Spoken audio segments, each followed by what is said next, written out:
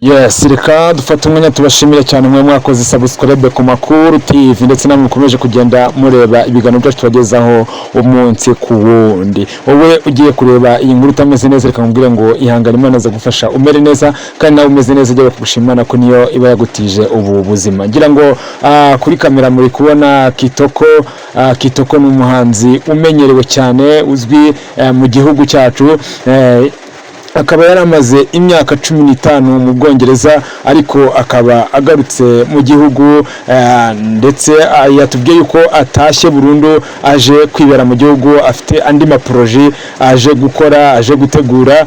Ngira ngo sama proje gusa afite n'igitaramo afitanye na ba Davido ejo bundi, ngira ngo nacyo ni mu byo mu bitumye aza kandi nabwo aje kubitegura neza.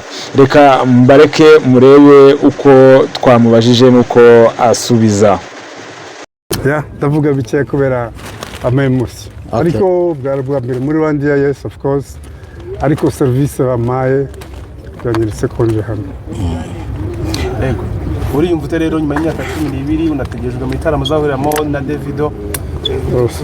Gerageza guhuza bino bintu ndetse n'inyiteguro yawe kuri cya gitaramo. Runo rugendo rurimo ibintu byinshi. Tatashe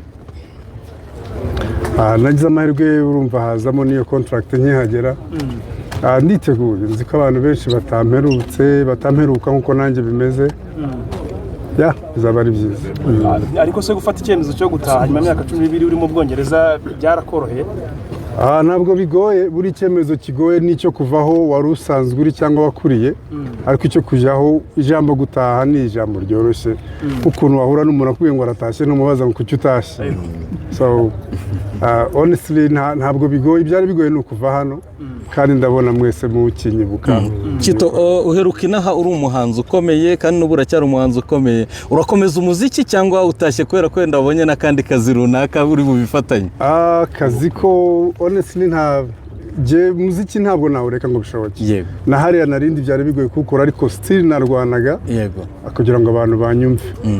Music nzagoma nyikore, nibaza ko hano ho byoroshye ariko mu binzanye nukureba n'ibindi nakora bishoboka. Ndi open Kitari kuvuga ngo wagiye gushaka ubumenyi ariko nanone abantu bakwibaza mu byo wakora harimo ibijyanye no kwaka akazi cyangwa kuba rwiyemezamirimo. Ndi free ahari inyungu kurusha ahandi niho nakwerekera. Ahari iyo wumvaga u Rwanda wumvaga ari icyo ukumbuye cyane kurusha ibindi? Abantu, muziki, kuririmba, ndirimba imbaga nyinshi, n'utuntu duto twinshi. Mu kanya bampaye amazi, ntabwo mvuga izina. Bampaye amazi mpita nibuka ibintu byinshi. So urumva mpita mbona ko hari ibyo nkumbuye mwe ntanazi. Icyo kwakunda kumva karirimbo ko mu Rwanda? Indirimbo yo mu Rwanda ni nyinshi, nabambeshye ni nyinshi, ngiye kuvuga imwe numva indirimbo nyinshi. Kitari ari kwibaza ati aho wenda Kitoko ntaje no gutegura ubukwe. Tunapanga na Mungu anapanga niko bavuga. Nabyo biri muri gahunda? Mu binzanye ibirimo ariko bibaye so umugisha se. Uri mu Rwanda?